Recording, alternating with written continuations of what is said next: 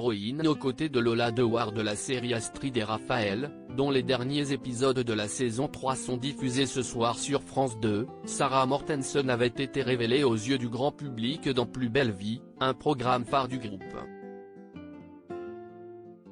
Mais le 11 juin 2019, celle qui interprétait Coralie Blin depuis 7 ans apprenait son éviction de la série. D'après elle, ce choix qui avait été très mal reçu par l'opinion publique avait été pris en raison de son emploi du temps trop chargé. Cette année a été chargée pour moi, j'ai beaucoup tourné dans d'autres fictions.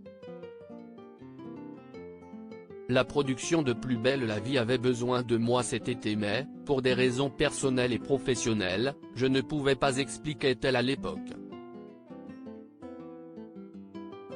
Si la production avait envisagé dans un premier temps de prétexter un coma pour son personnage afin de justifier l'absence de la comédienne et d'attendre son retour, elle avait finalement décidé de la remercier.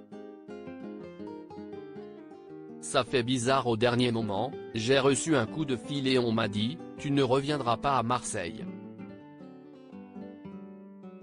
Sans le savoir, j'avais tourné ma dernière séquence la veille, racontait la compagne de Bruce Tessor.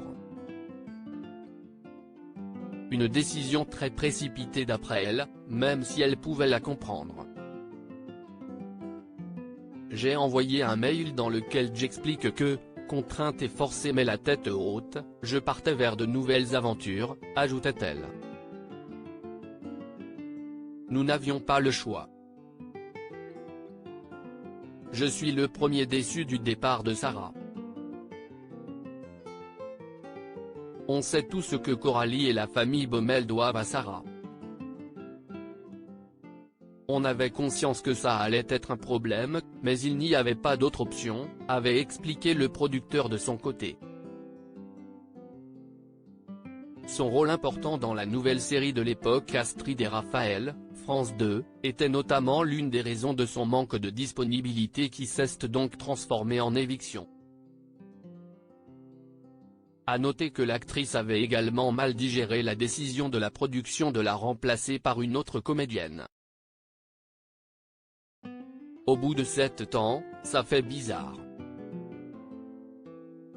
Je ne l'ai même pas appris par la production, quelqu'un m'a appelé pour le dire, avait-elle regretté.